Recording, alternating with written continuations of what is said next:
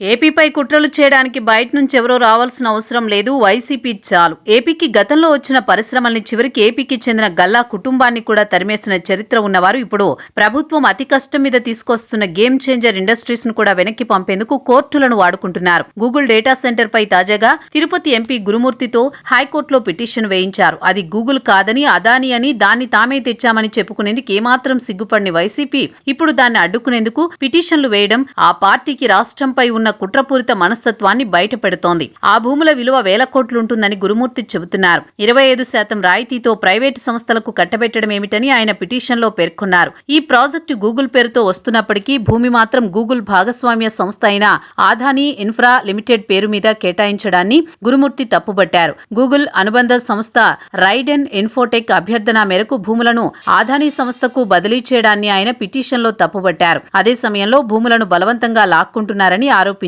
ఇక అడ్డగోలుగా సోషల్ మీడియాలో చేసే వాదనలు భారీ స్థాయిలో డేటా సెంటర్ ఏర్పాటు చేయడం వల్ల భూగర్భ జలాలు అడుగంటిపోతాయని, పర్యావరణానికి తీవ్ర ముప్పు వాటిల్లుతుందని పర్యావరణవేత్తలు వ్యక్తం చేస్తున్న ఆందోళనను కూడా ఆయన కోర్టు దృష్టికి తీసుకువెళ్లారు. ఉత్తరాంధ్ర ఏఐ హబ్ గా మారుతుందని అందరూ సంతోషిస్తున్న సమయంలో శంకుస్థాపన ముంగిట వైసీపీ లాంటి కుట్రలు చేయడం ప్రజల్లో తీవ్ర ఆగ్రహాన్ని వ్యక్తం చేస్తున్నారు.